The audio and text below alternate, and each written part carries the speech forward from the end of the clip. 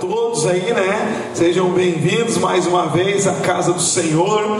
Vamos meditar na palavra. Abra sua Bíblia aí, vamos lá em Ezequiel, capítulo 18. Ezequiel, capítulo 18. Depois de Jeremias vem Lamentações, Ezequiel. Glória a Deus, boa noite aos irmãos também que estão assistindo. Deus é bom.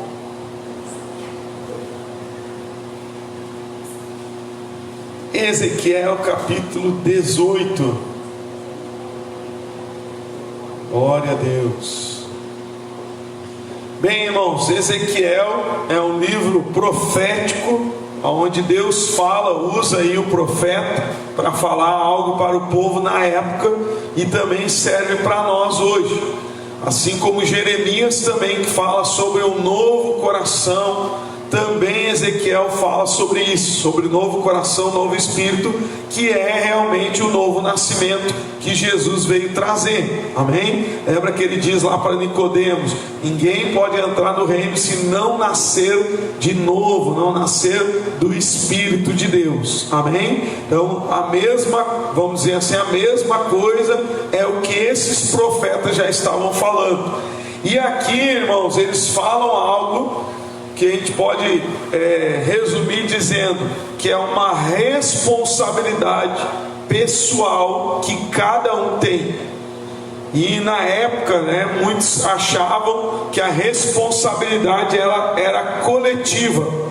Então o povo, um do povo lá pecou, fez uma coisa errada, todos sofriam juntos por causa daquele pecado daquela pessoa. Então a ideia deles era essa. E aqui nós vamos ver que o Ezequiel, guiado pelo Espírito de Deus, pelo próprio Deus, ele nos mostra que não, que cada um de nós tem a sua responsabilidade com a sua vida. Amém, irmãos? Vamos ver aí, diz aí no capítulo 18, Ezequiel, versículo 1, diz assim: e veio a minha palavra do Senhor, dizendo: que tendes vós que dizeis esta parábola acerca da terra de Israel, dizendo: os pais comeram uvas verdes e os dentes dos filhos se embotaram. Vivo eu, diz o Senhor Jeová, que nunca mais direis este provérbio em Israel: eis que todas as almas são minhas, como a alma do pai, também a alma do filho é minha. A alma que pecar, essa morrerá. Amém? Então o que está dizendo aí? Muitas pessoas acham, né, que a maldição vai passar, né, para a pessoa, por causa que o pai pecou, o filho vai ser amaldiçoado também. Ou até mesmo ao contrário, o pai é uma bênção, praticante da vontade de Deus, o filho já vai ser abençoado por causa disso, mesmo ele cometendo coisas erradas. Então a ideia deles era dessa forma, passava, né, de geração em geração a maldição ou a bênção, podemos dizer assim. Agora Deus está falando diferente. Nunca mais em Israel vai ser dito isso. Cada alma é responsável pela sua vida, como diz lá em Gálatas 6:7. Aquilo que o homem plantar, ele vai colher. De Deus não se zomba. Então às vezes, irmãos, não que a gente não vai orar pela família, não vai confundir o que a gente está falando, né? A gente vai orar no nome de Jesus, a gente expulsa o mal, a gente intercede. Jesus nos chama a ser luz para a nossa família, diga glória a Deus, amém, irmãos? A gente pode orar, interceder, ajudar os nossos familiares. Só que uma coisa que a gente tem que compreender: cada um é responsável pela sua alma, pela sua vida. Não tem como eu ser o responsável pela alma do outro familiar. Ele é responsável pela sua alma. É isso que Deus está estabelecendo aqui. Cada alma que pecar morrerá, ou cada alma alma que obedecer viverá. Amém? E olha o que ele diz aqui, o que para Deus é uma alma que pratica a justiça, para ela colher a vida, o que ela deve fazer. Claro que aqui nós vamos resumir, né, o máximo possível, e algumas coisas apenas Deus fala, né, sobre pecados que trazem morte, que a gente não pode praticar. Então Deus fala como que o justo deve agir para receber vida. Olha o que ele diz aí, vamos continuar lendo, versículo 5: sendo pois o homem justo e fazendo juízo e justiça, não comendo sobre os montes, nem levantando os olhos para os ídolos da casa de Israel. Ponto. Vamos parar por aqui, depois a gente continua. Vamos parar por aqui. O que está dizendo aí, entre outras palavras, sobre religião, sobre a forma de cultuar a Deus? Deus está dizendo aqui, lembra, meus irmãos, que está se falando: o justo pratica justiça, vai receber vida. Se ele praticar pecado, vai receber morte. E isso aqui é uma prática de pecado para Deus. Então, comer, como diz ali, sobre os montes, agir de maneira contrária ao que Deus ensina. Deus exigia do povo de Israel um ritual, né, religioso, seja do sacrifício, holocaustos, enfim, era tudo detalhado. Só que se a pessoa dissesse: eu quero fazer do meu jeito, vou lá e vou fazer de qualquer forma, Deus está considerando isso abominação, pecado. E mais, ele fala sobre a idolatria. No caso, fala de imagens. Só que a gente sabe que tem gente que pode idolatrar pessoas, homens religiosos, idolatrar objetos, idolatrar o dinheiro, né? Tem pessoas que idolatram não só imagem de escultura ou algum tipo de outro Deus, que ela se curva, que ela olha, como também outras coisas. Então está se falando de idolatria. É a primeira coisa que Deus fala: não haja de forma contrária ao que eu ensino. Se eu digo que é para oferecer o sacrifício lá no templo, é no templo, não é para fazer em qualquer lugar. Olha, não pode idolatrar, não pode idolatrar, tem que seguir aquilo que eu ensino, que eu falo. Amém, irmãos? Então aqui ele fala: esse tipo de prática é considerada pecaminosa, essa pessoa vai trazer morte. Agora olha o que fala mais um pecado, ó. Diz aí, nem contaminando a mulher do seu próximo, nem se chegando à mulher na sua separação. Então mais uma coisa que Deus fala sobre pecado: prostituição, adultério. Ele fala: não, entre outras palavras, não pode contaminar a mulher do próximo, ou seja, adulterar. Traz isso para aquilo que Jesus ensina, né, irmãos? Jesus diz que não é só fisicamente que se adultera. Ele diz que se só no pensamento o homem já desejar outra mulher, já está adulterando. É o que Jesus ensina. Então o homem e a mulher tem que ser ou marido ou esposa de uma pessoa só. Amém, irmãos? E é com esta pessoa os relacionamentos. E eu uso o exemplo até hoje em dia, a gente vê muito disso, né? Pessoas que ela diz: eu não adultero, mas ela está lá olhando pornografia no celular, vídeos de pornografia que mandam os amiguinhos, as amiguinhas, e a pessoa está lá desejando outras pessoas. Jesus está nos ensinando aqui que isso é uma prática pecaminosa, e quem pratica isso vai morrer. Pastor, mas eu era acostumado a ver pornografia, pastor, ou até mesmo adulterar. Pois bem, peça perdão a Deus e mude o teu comportamento, senão vai morrer. É o que a Bíblia está ensinando. Vai trazer morte para a tua vida. E não só a prática de ver essas coisas, como a gente sabe que existe por aí, gente doente até com isso, viciado nisso. Também eu até estava vendo uma palavra aí outro dia, e meditando e vendo ou escutando uma palavra, e um dos exemplos que me chamou a atenção, que encaixa com esse aqui, é que também existe, às vezes no casamento, o marido ou a mulher pedir para o cônjuge fazer algo diferente. É o marido que vai lá e pede para a mulher: ai, pinta o cabelo de roxo, né? Ai, por quê? Porque ele viu uma mulher que ele desejou de cabelo roxo, e ele quer que a mulher pinte o cabelo de roxo, porque ele quer ter um relacionamento com ela, mas pensando na mulher lá de roxo, né? E aí o que a gente vê? Isso é adultério.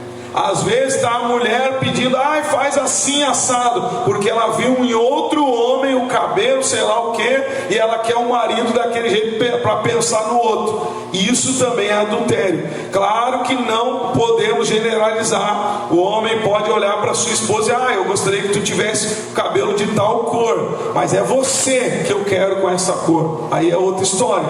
Quem está compreendendo, pastor? Tudo vai do coração. Se no coração está havendo esse desejo, a Bíblia chama de adultério. E aqui está enquadrando num dos pecados que traz a morte.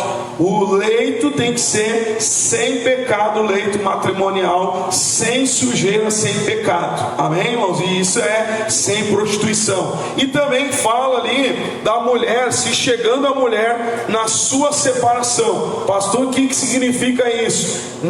Falando meio grosseiro aí, né? Nos dias da menstruação. É isso que fala. Os dias que a mulher está em menstruação, não se pode chegar a ela. É o que a Bíblia está ensinando aí. Amém, irmãos? Então ele está dizendo: nem nesse tempo é para se chegar a mulher. Pastor, mas eu vou fazer. Aí é você e Deus. A Bíblia está ensinando dessa forma. Amém, irmãos?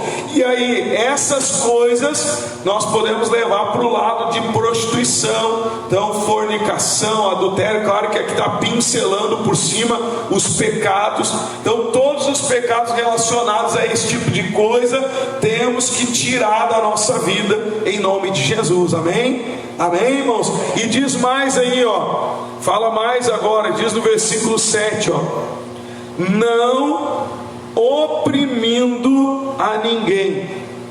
Quem que pode oprimir alguém, irmãos? Eu entendo que uma pessoa que pode oprimir a outra é porque ela é de alguma forma maior. Sim ou não? O maior pode oprimir o menor. Como assim, pastor Leonardo? Vamos pensar. Os ricos desse mundo, quantos aí estão montados na grana, que tem dinheiro aí que nem vai gastar e vai morrer nesse mundo e não vai gastar, mas estão oprimindo os funcionários, que se o funcionário atrasa 1 minuto já perde um monte de direito. Ou não existe isso? Sim ou não? E ele tem dinheiro, ele tem poder, né, financeiro, mas ele usa esse poder para oprimir. Além de escravizar, de exigir, de fazer acontecer, quer que o funcionário ou que o seu empregado faça tudo, mas dá lá um salário de miséria que ele sabe que não vale nada, né? Para ele que tem rios de dinheiro, vai lá e dá um salário de miséria. Isso é opressão. Vamos trazer para o lado natural, um lado menor, vamos dizer assim, né? Um funcionário, né, que se torna chefe, ele começa a oprimir os colegas, colocando medo, humilhando, e isso é uma pessoa que está oprimindo. Está dizendo que opressão, olha, veja só, que esses pecados que a gente está vendo, é que um justo não pode praticar. E o que praticar, será que é grave essas coisas, pastor? O que praticar vai trazer morte, para você ver a gravidade da coisa. E está aqui escrito: não oprimir a ninguém. Então você vê, como a gente diz aí, muitas pessoas falam o ditado, né? Quer conhecer alguém, dá poder para essa pessoa. Você conhece se ela vai oprimir ou não os outros. Então você dá um cargo, você dá um poder, ela começa a oprimir os outros, a rebaixar os outros, a agir humilhando os outros. Você vê que ela é uma pessoa que pratica essa atitude de oprimir, de se achar superior. Você está compreendendo? E isso a gente está falando na área de trabalho, né, de empresa, de coisas assim, mas leva para o lado também de família. Quantos homens são opressores? E principalmente, muitas das vezes você encontra muito isso no cristianismo, porque como a Bíblia diz, o homem é o cabeça. Eu já vi, já atendi casos que o camarada: eu sou a cabeça, cala a boca, mulher, e tem que me obedecer. Isso é uma opressão. Trata mal a mulher, xinga a mulher, briga, a mulher fica dentro de casa se tremendo com medo de tudo. Às vezes uma gotinha lá da torneira que ela não fechou direito já é briga. Deixou lá ou esqueceu. Claro que a gente vai ter controle e cuidado, não estou falando disso, né?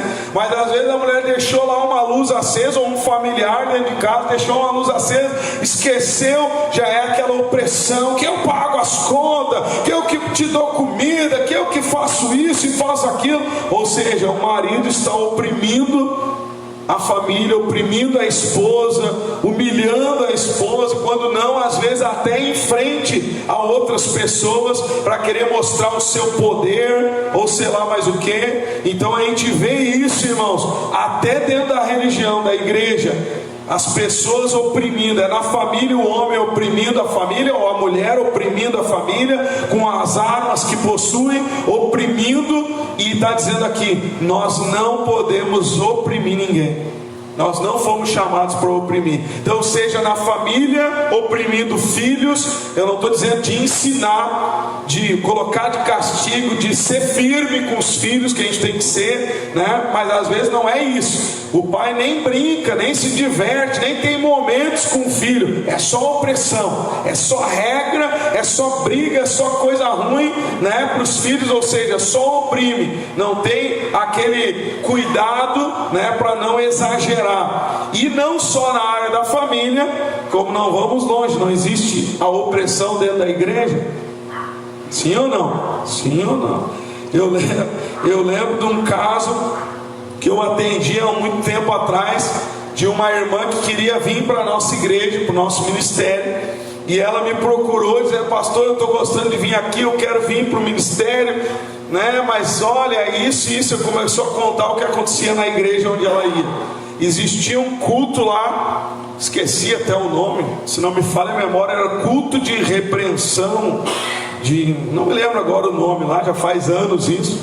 Existia um culto que o pastor ou o líder lá, sei lá quem era, subia no altar só para oprimir.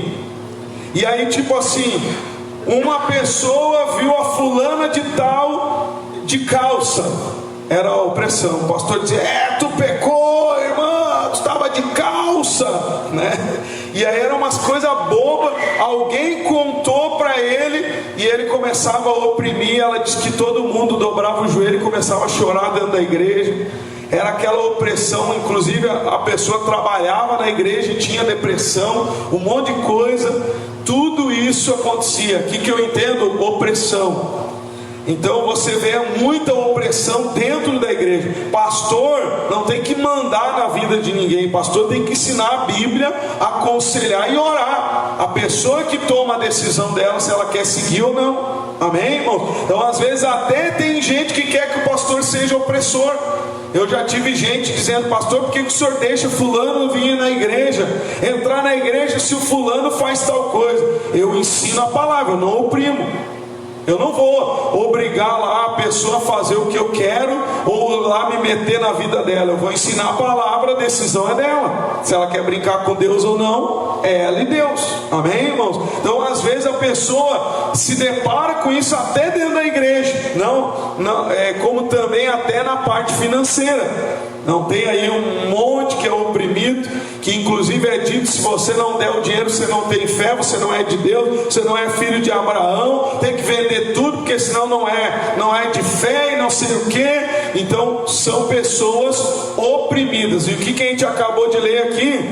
Não oprimindo a ninguém. Ninguém você não pode ser opressor de ninguém. Você tem que ser uma pessoa centrada, que vai mostrar o caminho, mas a pessoa é livre para decidir se ela quer ou não. Amém, irmãos? Então a gente vê isso na área financeira, a gente vê isso na área familiar, a gente vê isso também na área espiritual, dentro da religião. Muitas pessoas sendo oprimidas por causa de um monte de coisa, de motivo, não só de dinheiro, mas você vê também pessoas que recebem um cargo na igreja, já começa a achar que é melhor do que os outros e oprimir os outros, né? Se achar superior e começar a humilhar, querer repreender na frente de todo mundo e sei lá mais o que. Tudo opressão. Jesus está nos ensinando aqui dizendo: não podemos ser essa pessoa que oprime. Amém? Diz mais aí, ó: não oprimindo a ninguém, tornando ao devedor o seu penhor e não roubando. Aqui está dizendo, ó, o seu penhor.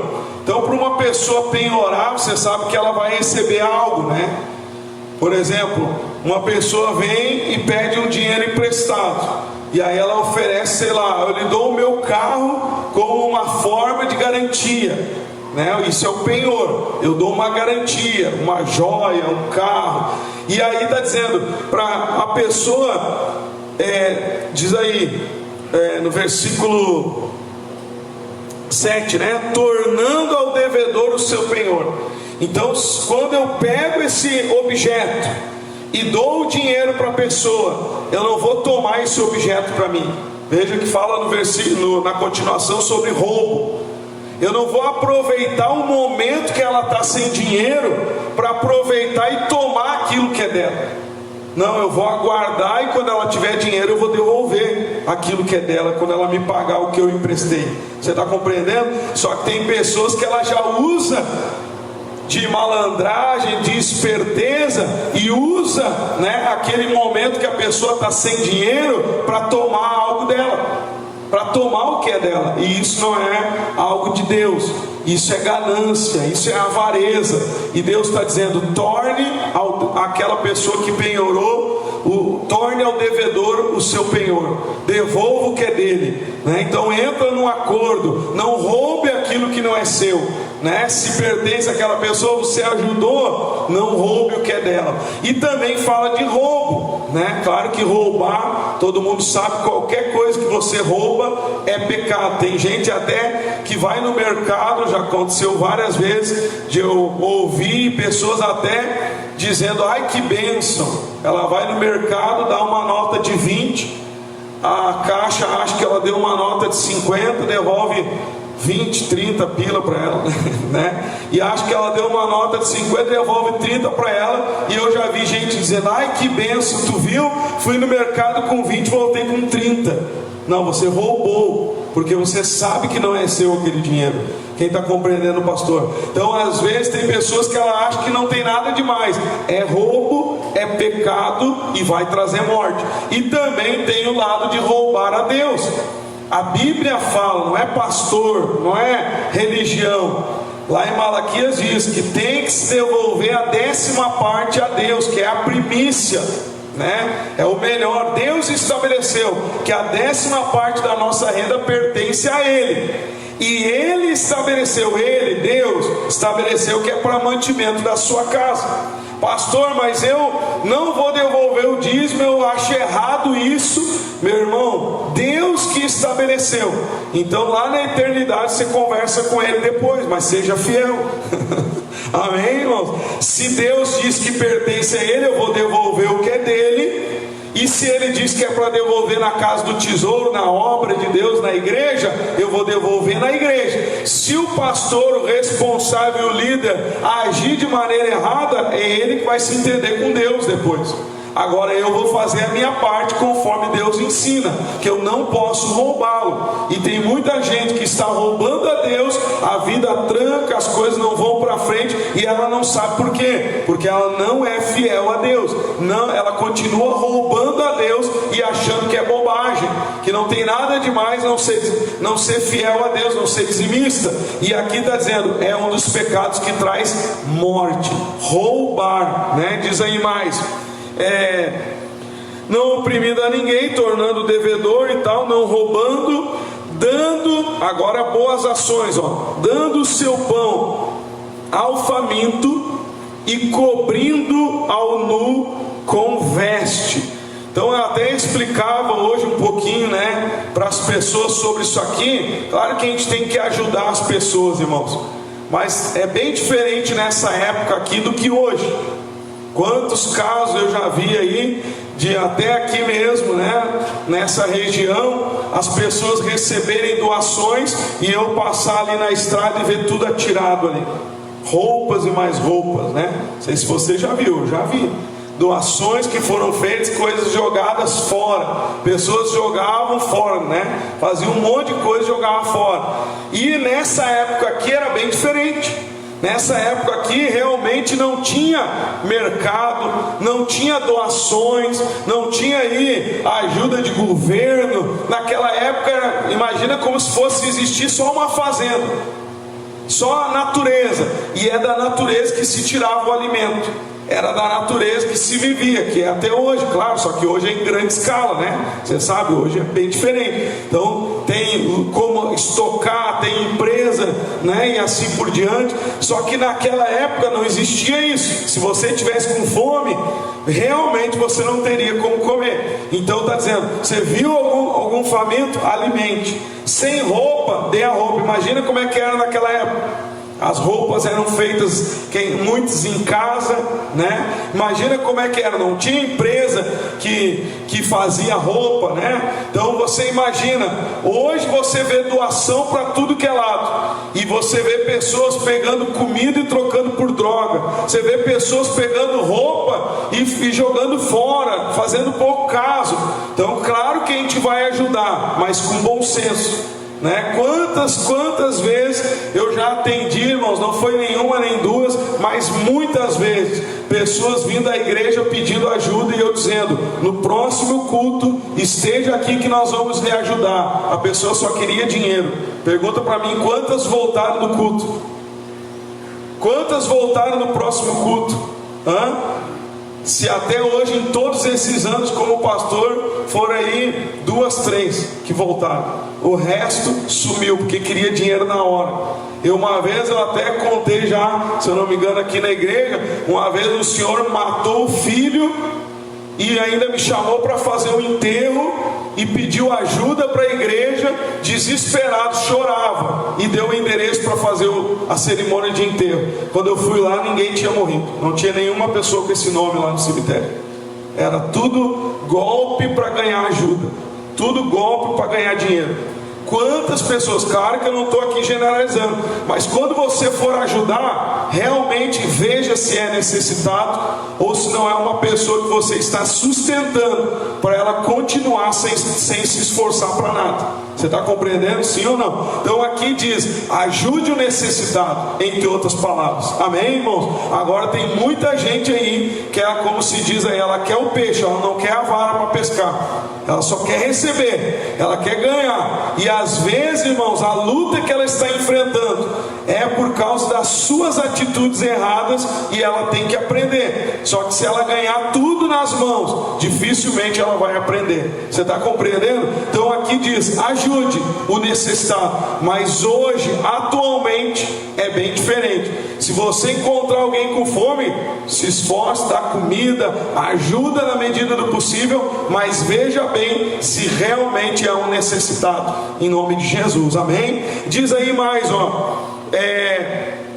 diz aí no versículo 8 agora, diz mais, não dando o seu dinheiro à usura, nem recebendo demais. Está se falando aqui sobre emprestar dinheiro, ou até mesmo fazer algo e querer exageradamente ganhar em cima. Olha só o que a Bíblia está falando, que é algo que leva à morte. Veja só, está se falando aqui sobre usura, sobre a pessoa, ela querer a ganância, de querer mais. Ela é que nem uma vez eu atendi um caso de uma pessoa que disse que estava passando dificuldade, e uma irmã da igreja indicou ela para fazer lá uma faxina. para ajudar a pessoa. E aí a pessoa foi lá para fazer a faxina. Você acredita que a pessoa, quando ela chegou lá, perguntou: quanto que tu vai me cobrar? Como é que é? Qual o valor? E ela: não, deixa, depois a gente conversa. Vamos limpar, vamos fazer aqui, depois a gente conversa. A mulher foi limpar, limpou toda a casa. No final de tudo, a mulher cobra 2 vezes o que é normal. Ela cobra muito mais do que é normal. Foi ajudada, em vez de... pastor, mas ela deu o preço dela. Não, ela não deu o preço antes. Isso é errado. Ela agiu de má fé. Se ela quisesse dar um preço maior, que tratasse no início da faxina. Você está compreendendo? Não, olha, o valor é tanto. Você quer? Quero. Negociar. Mas ela faz todo o trabalho e no final obriga a pessoa a dar o dinheiro mais do que ela quer ganhar mais e não se importa.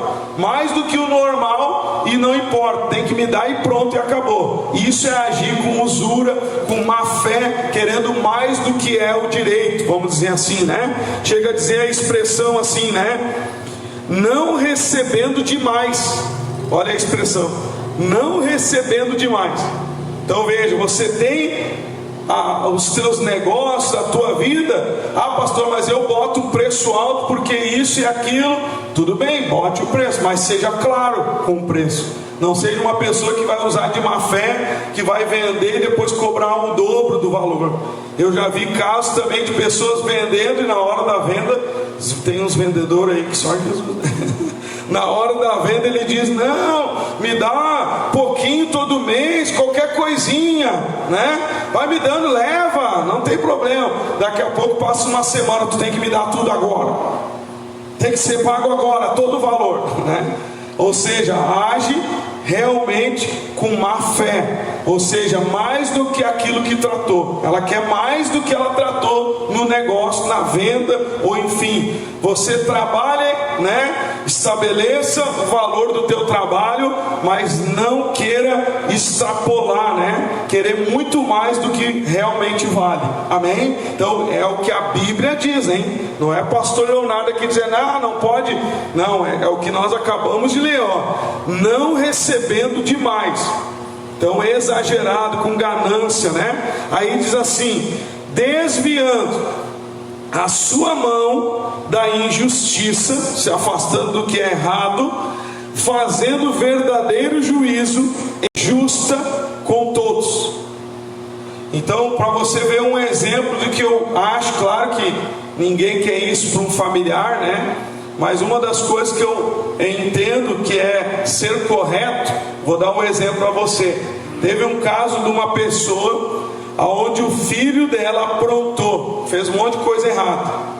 E quando vieram falar para ela sobre o filho dela, ela disse: olha, é meu filho, mas ele é sem vergonha, fez as coisas erradas, pode dar parte, pode procurar os teus direitos.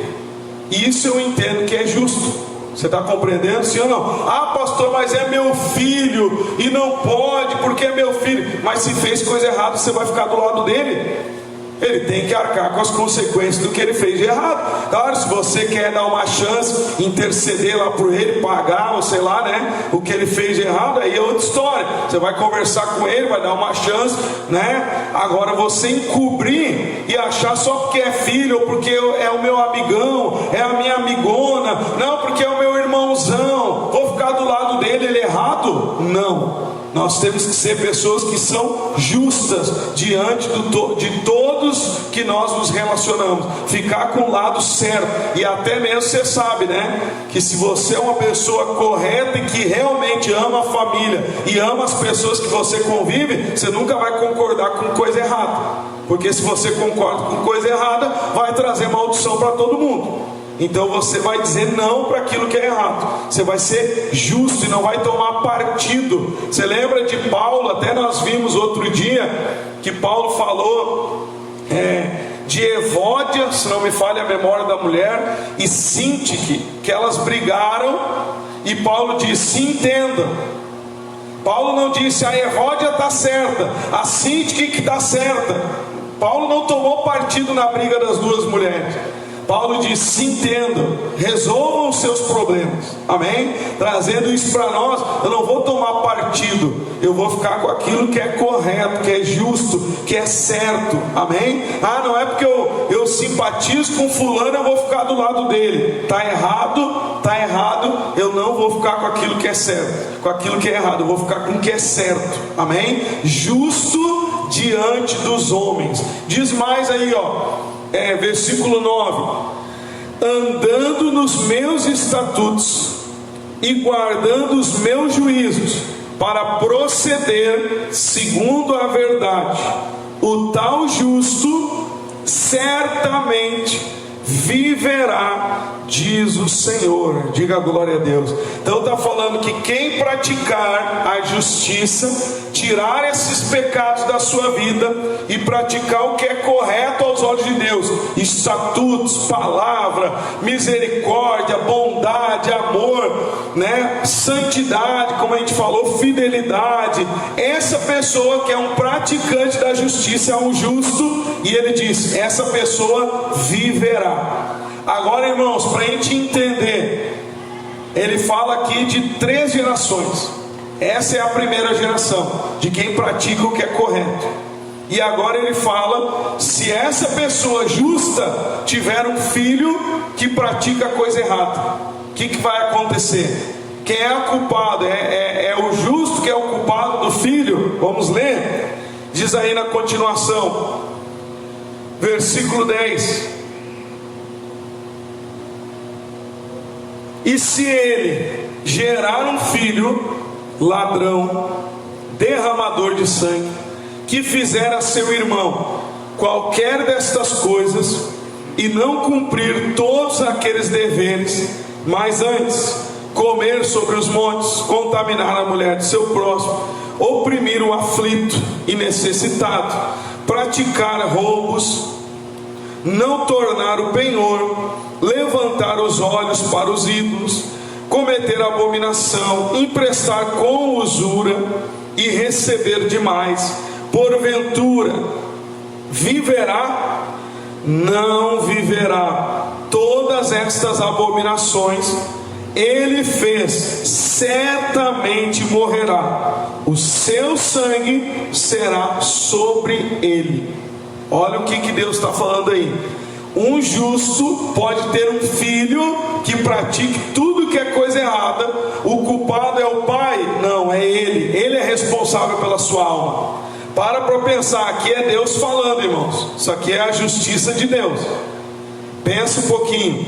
Quantos de nós às vezes olhamos para uma pessoa e julgamos toda a família? Ou não existe isso? Sim ou não? A gente olha para um e diz: esse fulano faz isso errado. Toda essa família deve ser assim. Por causa de uma alma que está fazendo coisa errada, eu não posso culpar toda a família. Aqui está dando o exemplo de cada alma tem a sua responsabilidade. Cada pessoa tem a sua responsabilidade. Então a gente pode entender aqui de várias formas. Primeiro, nós temos que assumir a responsabilidade da nossa vida. Se a gente está colhendo maldição, é porque o nosso caminho está torto. A gente tem que consertar, a gente tem que mudar a atitude, praticar o que é justo, para que Deus nos dê a vida, nos dê vida aqui na terra e a vida eterna. E nós devemos entender também que a responsabilidade não é totalmente nossa, da família, que eles têm a sua responsabilidade também. A gente fala sobre orar, sobre interceder, sobre ajudar a família, mas ajudar a quê? A eles saírem do caminho errado. Amém, irmãos? O nome de Jesus tem poder para expulsar o mal, o demônio. Nós temos que interceder, ser luz, dar exemplo, ajudar, mas a responsabilidade é deles. E às vezes acontece de até a fé do justo ser abalada por causa de um problema que o familiar ímpio está enfrentando. Aí a pessoa está na igreja fazendo as coisas certas, o familiar que está lá na impiedade, ou parente, ou conhecido, que é a pessoa que ama alguém, e essa pessoa está sofrendo, está enfrentando um problemão. Parece que a pessoa culpa Deus. Poxa Deus, eu estou na igreja, como é que fulano está enfrentando o problema? Senhor, mas eu estou orando e agora fulano não consegue, sei lá, trabalho, ou está enfrentando uma doença, ou está enfrentando uma crise. crise lá na sua vida, mas eu estou na igreja, você está na igreja, você é responsável pela tua alma, e ele é responsável pela sua alma. Às vezes a gente peca em não mostrar isso para o familiar, que a responsabilidade da sua vida é dele. E aí, como a gente diz, não, mas eu vou orar por ti, eu vou fazer, eu vou resolver a tua vida, como tem até na minha área, né, que é a área de pastores, líderes, que as pessoas muitas vezes querem chamar a responsabilidade para o pastor, e não é do pastor a responsabilidade. Cada um tem a responsabilidade da sua vida, né? Também existe isso na religião, os pastores querendo tomar a responsabilidade de tudo, e nós devemos entender que a responsabilidade é de cada alma. Cada alma que pecar morrerá, cada alma que praticar a justiça viverá. Aqui está dando o exemplo: se o filho pecar, morrerá.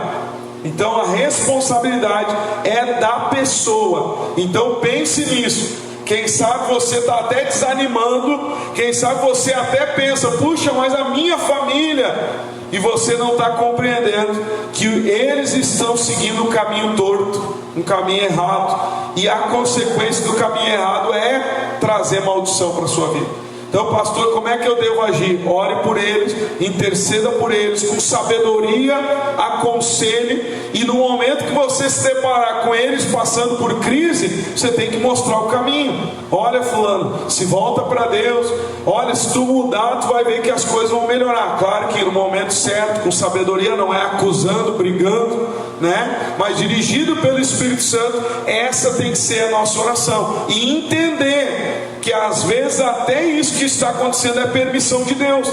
Como assim, pastor? Você acredita na vida eterna? Você crê na vida eterna? Na salvação da alma, sim ou não? Bom, crendo ou não, você sabe que aqui na terra tudo é passageiro, né? Sim ou não?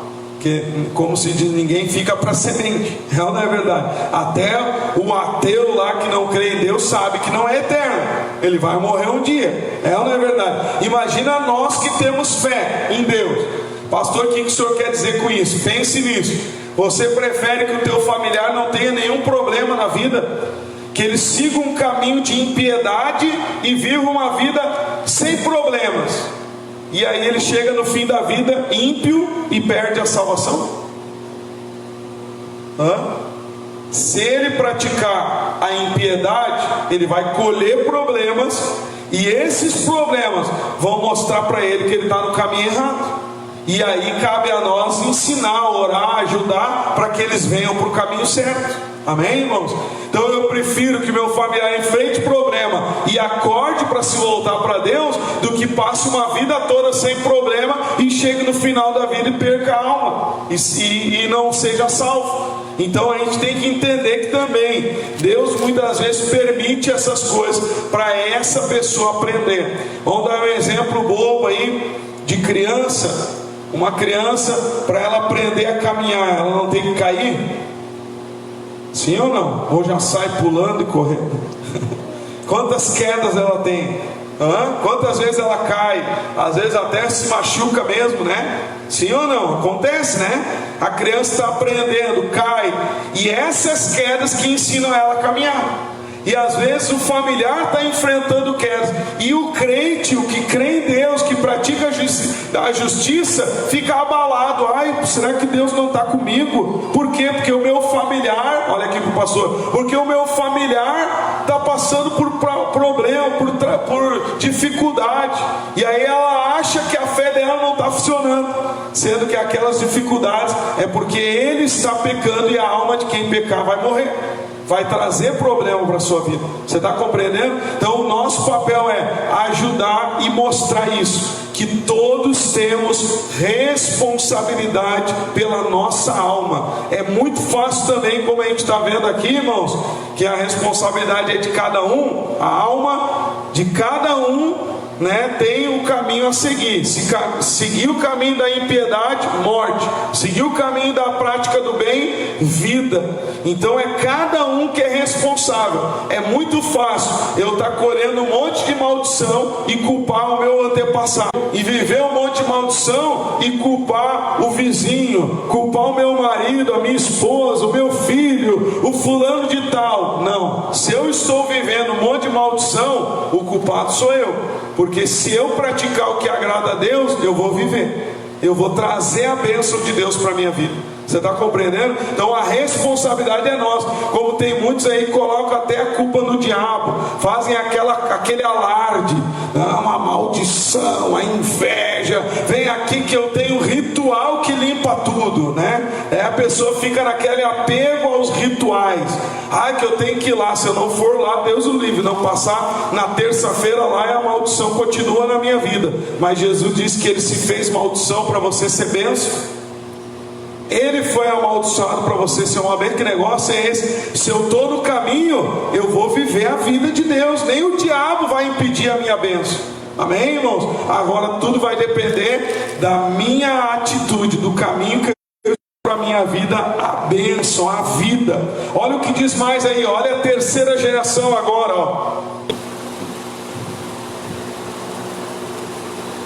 E eis que, se ele gerar um filho que veja todos os pecados que seu pai fez, e vendo-os não cometer coisas semelhantes, não comer sobre os montes, não levantar os olhos para os ídolos da casa de Israel, não contaminar a mulher do seu próximo, não oprimir a ninguém, e não retiver o penhor, não. E diz aí no versículo 17: e desviar do aflito a mão, e não receber usura em demasia, e fizer os meus juízos e andar nos meus estatutos. Olha, presta atenção: o tal não morrerá pela maldade de seu pai, certamente viverá. Então olha só, irmãos, primeira geração é justo, segunda geração ímpio, a terceira se torna justo. Então veja como a responsabilidade é de cada um. O pai foi justo, mas o filho quis ser ímpio, e o filho do ímpio quis ser justo. Então a responsabilidade é de cada um de nós. Então pense nisso, meu irmão, minha irmã. Você tem a responsabilidade da tua vida. Só que também você não pode pensar assim: meu filho fez coisa errada, eu sou o culpado. Não, ele quis fazer coisa errada. A alma que pecar, ela morrerá. Ele decidiu fazer a coisa errada. Então ele é o culpado, não é você que é o culpado. Claro que nós devemos ensinar, nós devemos dar exemplo, nós devemos fazer a nossa parte, né? De orar, interceder, dar exemplo, mas a decisão é individual. Amém, irmãos? Então pense nisso e analise a tua vida. Como é que eu estou agindo? Como é que eu estou olhando os meus familiares? Será que eu não estou tomando para mim a vida do outro e achando que é responsabilidade minha? Se é ele que está agindo errado, ele vai colher. E quando ele colher, que eu esteja aqui para ajudá-lo, que eu esteja aqui para orientá-lo, para orar por ele, para ele enxergar o seu erro. Amém? Essa deve ser a nossa visão, e não pensar que toda a responsabilidade é nossa e Deus não existe porque o meu familiar, mas o familiar está lá às vezes zombando de Deus, está nem aí para as coisas de Deus, e aí a pessoa acha que é responsabilidade dela. É responsabilidade até um certo ponto. Só que a alma, a salvação é individual. A alma de cada um é responsabilidade sua própria. Amém, irmãos? Agora olha o que diz mais aí para a gente daqui a pouco já orar. Diz mais, versículo 18: seu pai, porque fez opressão e roubou os bens do irmão, e fez o que não era bom no meio do seu povo, eis que ele morrerá pela sua maldade. Mas dizeis: por que não levará o filho a maldade do pai? Porque o filho fez juízo e justiça, e guardou todos os meus estatutos, e os praticou, por isso certamente viverá. A alma que pecar essa morrerá. O filho não levará a maldade do pai, presta atenção aí, ó. O filho não levará a maldade do pai, nem o pai levará a maldade do filho. A justiça do justo ficará sobre ele, e a impiedade do ímpio cairá sobre ele. Amém? Então a responsabilidade é de cada um. Eu estou praticando justiça, justiça de Deus, bênçãos virão. Estou praticando impiedade, maldição, morte, sofrimento virá na minha vida. Depende da minha atitude. Agora olha o que diz aí, que Deus chama também, ele fala sobre isso, né? Só que Deus chama para conversão, Deus chama para mudança. Ele diz assim, ó, no versículo 21: mas se o ímpio se converter de todos os seus pecados que cometeu, e guardar todos os meus estatutos, e fizer juízo e justiça, certamente viverá, não morrerá. De todas as suas transgressões que cometeu, não haverá lembrança contra ele. Pela sua justiça que praticou, viverá. Amém? Então Deus está chamando ao arrependimento, à mudança de comportamento.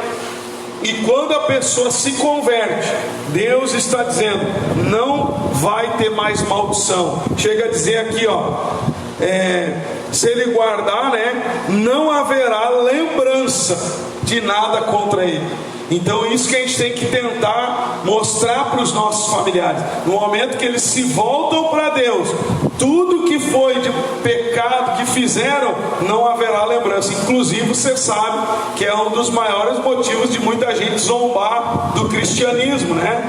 Que olha, claro que tem gente que brinca com Deus, finge de cristão, vai se esconder dentro da igreja, mas existe as conversões legítimas. E muitas pessoas zombam, fulano agora está certinho, viveu uma vida toda errada, e agora está lá certinho dentro da igreja, porque ele se converteu, o passado dele foi esquecido, Deus não lembra mais, e Deus então traz a vida agora para ele. Amém? Então Deus nos chama para a conversão, e Deus, irmãos, é o seu, podemos dizer assim, parceiro nessa luta, para salvar a tua família. Porque Deus não quer a morte do ímpio. Deus não quer. Deus quer a conversão. Então quando a gente fala de família, de quem a gente ama, de quem Deus colocou no nosso caminho, e a gente quer salvar, Deus está conosco nessa luta. Quer ver? Diz aí no 23, ó: desejaria eu de qualquer maneira a morte do ímpio, diz o Senhor Jeová. Não desejo, antes que se converta dos seus caminhos e viva. Olha aí, Deus diz, eu não desejo a morte do ímpio, eu desejo que ele se converta e viva. Amém? Qual é o teu desejo para com o teu familiar? Não é esse? Sim ou não? Pastor, eu desejo só que ele receba um emprego, tenha saúde. Se ele não quer Deus, deixa ele. Aí a alma dele vai para onde? Você tem que lutar pela conversão dele.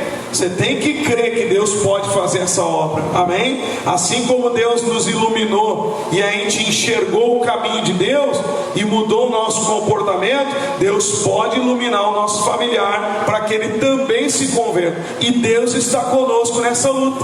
Ele não quer a morte do ímpio, ele quer a conversão do ímpio. E quando ele se converte, ele vai ter na vida dele a diferença, a transformação. Os seus pecados não serão mais lembrados. Amém, irmãos? Olha o que diz mais, versículo 24.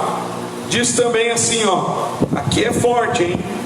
Mas desviando-se, presta atenção aí, ó, o justo da sua justiça e cometendo iniquidade, fazendo conforme todas as abominações que faz o ímpio, porventura viverá? De todas as suas justiças que tiver feito, não se fará memória na sua transgressão com que transgrediu, e no seu pecado com que pecou, neles morrerá.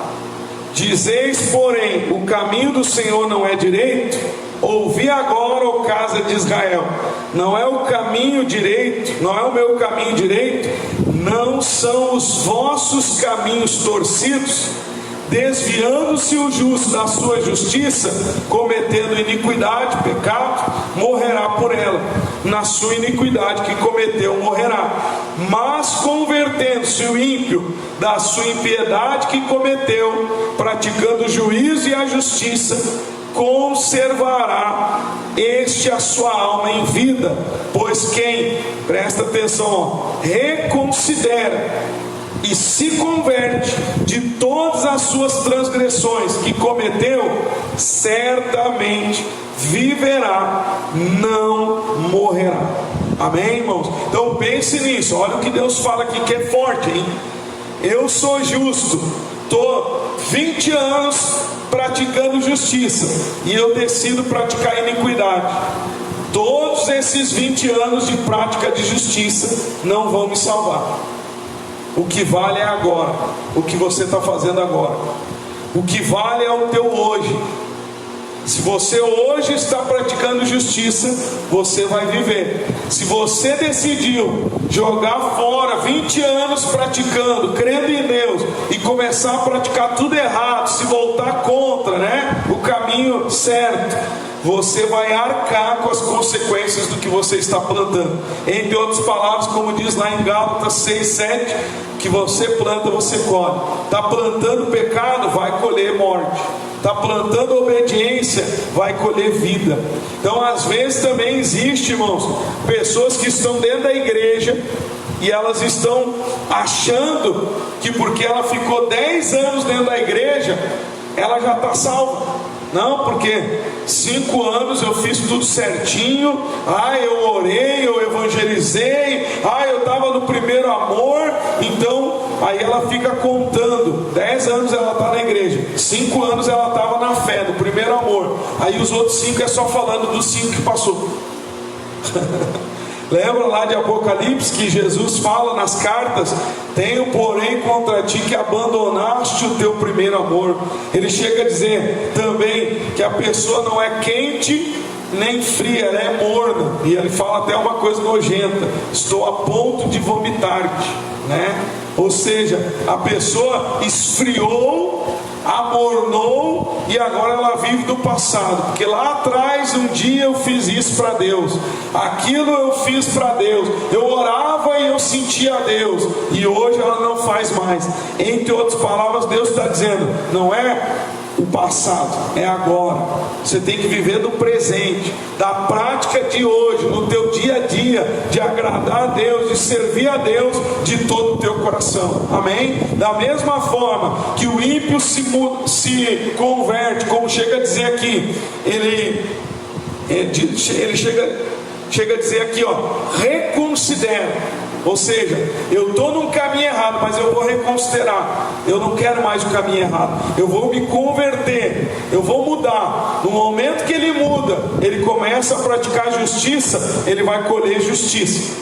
Agora ao contrário, a mesma coisa: eu sou justo, começo a praticar pecado em cima de pecado, e não estou nem aí, eu vou colher o pecado. Eu não estou falando aqui de algum erro que você possa cometer, uma falha, porque ninguém é perfeito, todos nós estamos sujeitos a errar em algum momento. Mas quando a gente erra, e como diz aqui, reconsidera, já trata logo de pedir perdão, já trata logo de mudar, Deus nos perdoa e nos ajuda. Amém, irmãos? Nos ajuda a melhorar, a crescer. Agora, quando eu, mesmo seguindo o caminho da justiça, decido viver praticando pecado, achando que o passado vai me salvar, Deus está dizendo aqui: não, Senhor. Se você viver no pecado, praticando o que é abominável, vai colher maldição. E tem muita gente aí dentro das igrejas, religiosos, vivendo como crente, praticando o pecado e achando que está tudo certo. Só que Deus está dizendo: vai colher morte. E nós devemos entender isso. Deus fala também, irmãos, agora a gente já vai orar, sobre Ele mudar o nosso coração. E aqui, como eu falei no início, é um livro profético, serve para hoje. Porque antigamente não tinha o milagre de transformar o nosso interior, e hoje tem. Então, quando uma pessoa está no caminho errado, mas ela quer a mudança, e ela diz: pastor, eu não consigo.